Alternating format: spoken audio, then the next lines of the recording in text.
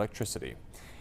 And staying now in the Hoosier State, where students at 72 Indiana schools will get to experience the great outdoors this school year. The Discover the Outdoors Field Trip Grant Program awards up to $500, with the money itself helping schools cover their transportation costs, program fees, and classroom supplies when they visit Indiana State parks.